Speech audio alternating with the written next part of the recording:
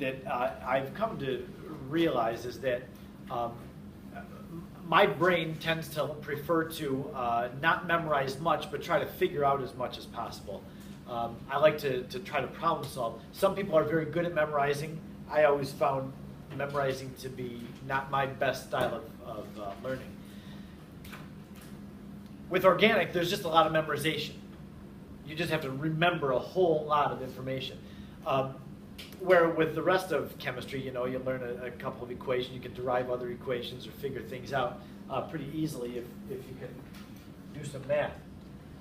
With this, I'm going to be showing you some other kinds of functional groups that just have small differences, but we have to memorize all of them. For instance, there's two different types of propyl functional group. You could have a normal propyl. Propyl, remember, would be 3 carbons. So you could have a propyl group coming off the parent. The parent would be somewhere over here, attaching. I see that's a kind of a hanging line. That's the parent over here. So if you have a CH2, CH3 coming off the parent, that would be propyl. But if you have a 3-carbon functional group coming up, with the middle of the 3 carbons being the attaching to the parent chain carbon, that's called isopropyl.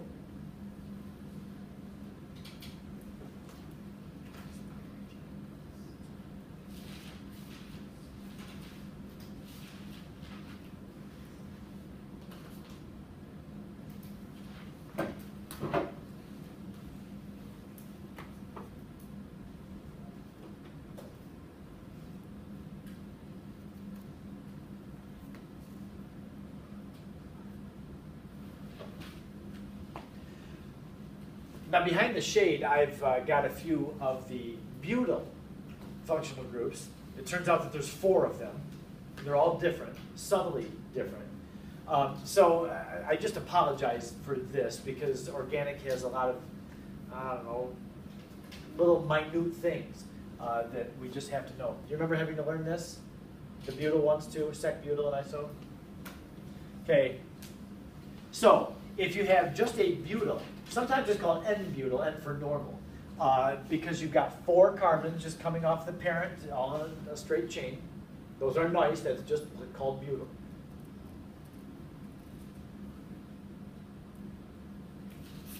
Yes, sir. So you cannot have isoethyl? No, can't have it. Because iso means that you're attaching the center carbon.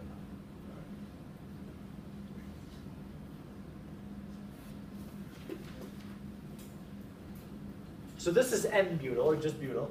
The next one would be called sec-butyl, because what happens is the second of 4 carbons is attached to the parent. Secondary, really, is what it stands for. Sec-butyl.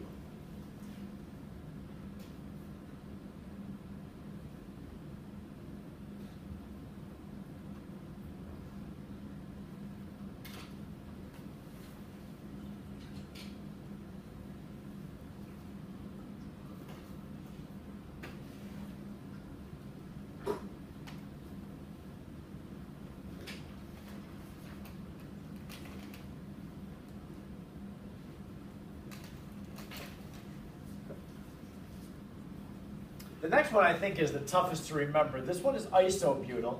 It's very much like isopropyl. Notice the isopropyl, you've got the center of 3 carbons is the one that's attaching. We have an isopropyl group right here, but it's not directly attached to the parent. It's got to go through another CH2 to get to the parent. So it's a CH2 coming off the parent chain attached to an isopropyl, which makes that whole functional group called isobutyl.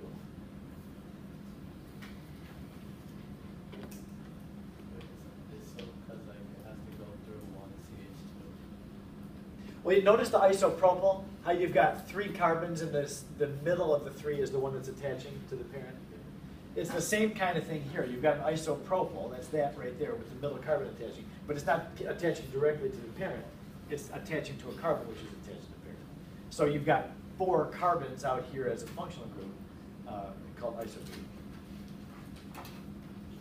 Yes? Wait, so then you could also arrange like the isopropyl in a way so like they're all 3 like vertical? You could, yeah, yep, you could. little easier to see that way if they're all vertical. Yep. But be aware that it might show up like that. And isobutyl might show up like this, where you'll have the parent is here, and then you'll have a CH, yeah, 2. And then a CH, and then a CH3, and then a CH3 like that. A little tougher to see, that being the isobutyl. Just moving that CH3 over, that like I've done here, makes it, this is a little confusing to me. It's pretty obvious to me, that's isopropyl, and then you got to go through the other C to get to the parent.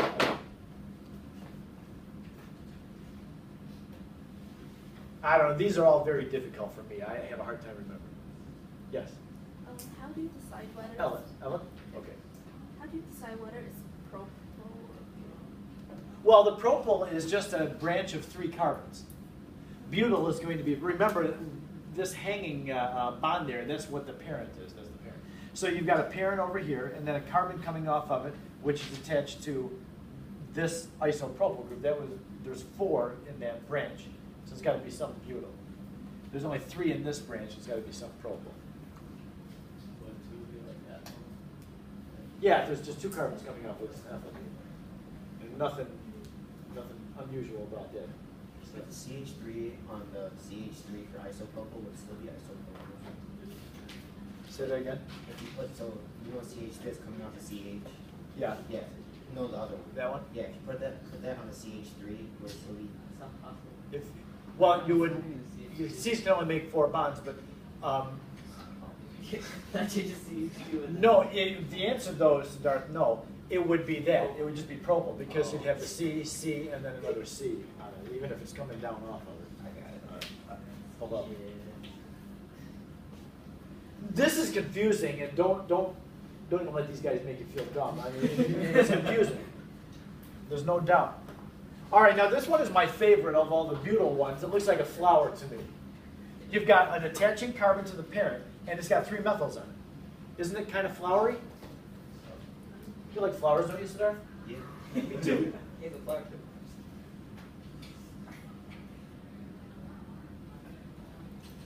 Tertbutyl is this one. Tert is short for tertiary. Tertiary in chemistry means attaching to 3 other things.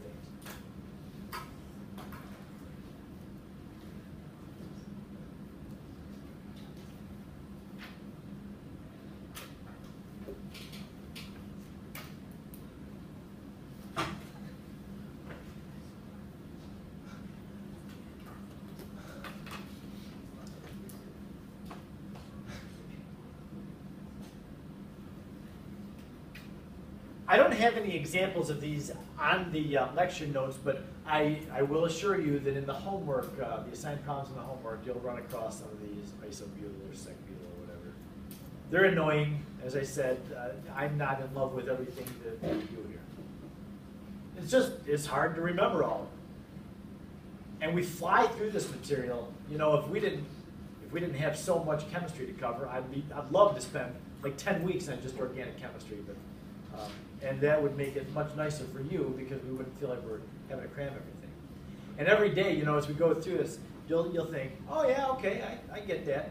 But then when it's all piled together and you're trying to study for the test, you're going to think, oh my gosh, that was a lot. That was a lot, and it is. There's a ton of chemistry we're doing here. One other thing about naming structures is sometimes you can have a structure that's long enough, a carbon chain long enough, so that the 2 end carbons, one on each end, can come around and they can attach to each other.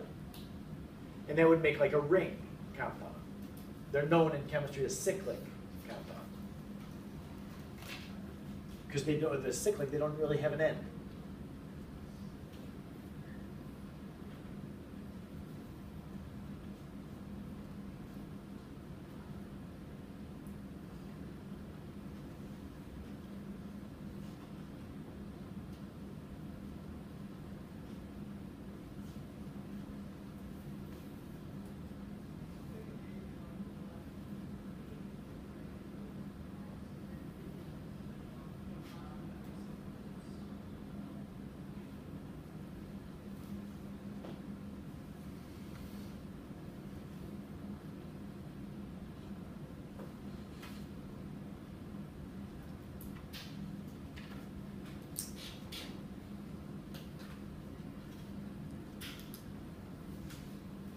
Probably the most common cyclic compound is cyclohexane. Cyclohexane. So you can imagine a 6-membered carbon ring or carbon chain, and then the end carbons come up and attach to one another. So it winds up looking like this. You've got 6 carbons and they're all in a ring, and you can't really tell what were the 2 end carbons once they're bonded. They just look like all the other bonds. Now a shorter way to, this is really the most descriptive way to write a cyclohexane, but nobody writes it like this. It's too much work, all those carbons and H's and lines. So with ring compounds like this, often chemists will just do this. They'll make the geometric shape for however many carbons are in the ring, and it's just understood that each vertex is a carbon. And then it's understood that each carbon has the needed number of hydrogens to give every carbon 4 bonds.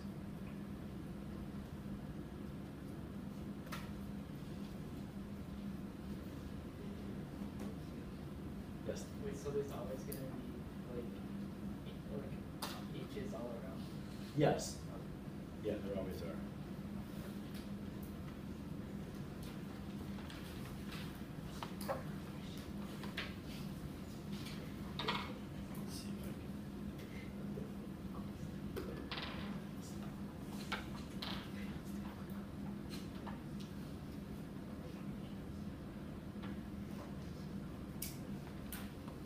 Give you another example.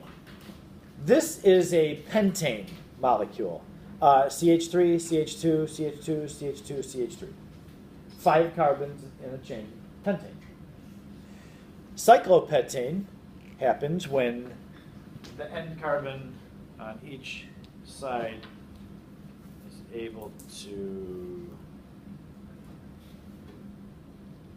attach to each other. They still have the hydrogens. Every carbon now has 2 hydrogens on it, and it makes this nice pentagon shape of the center. To illustrate or to represent cyclopentane, we could just do this. If I just do that, you see that structure? That looks like, oh, that's cyclopentane. Cyclic compounds are considered unsaturated because as soon as one of those carbon-to-carbon bonds breaks, then you can add 2 more hydrogens onto it. So they're considered unsaturated. Even though they're all single bonds, they're unsaturated. Because the formula for cyclopentane, and you can just count atoms here, every carbon has 2 hydrogens on it, so it would be C5H10.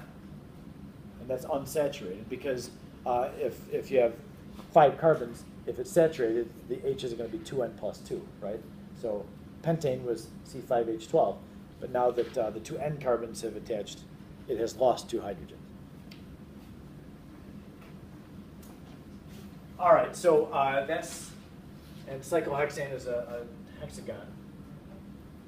Now you could have a cyclic structure that has a functional group on it, and that's fine. Just know that the cyclic part will always be the parent. So anything coming off the ring structure is going to be a functional group. Yes? So even if it's like longer than the actual ring? Yes. So the ring is always parent. Usually. Yes, usually. We're going to see that there will be times that you'll have a ring structure that's a functional group, but that's later in the chapter. Special case. For standalone molecules, consider the ring to be the parent.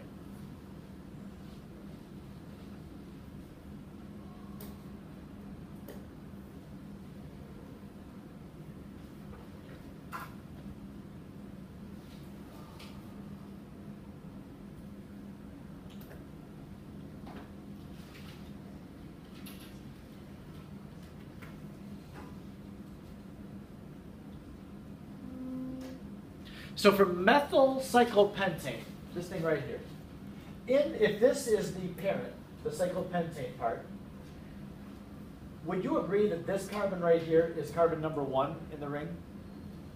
Because it's got the functional group on it? That would be 1, and then you go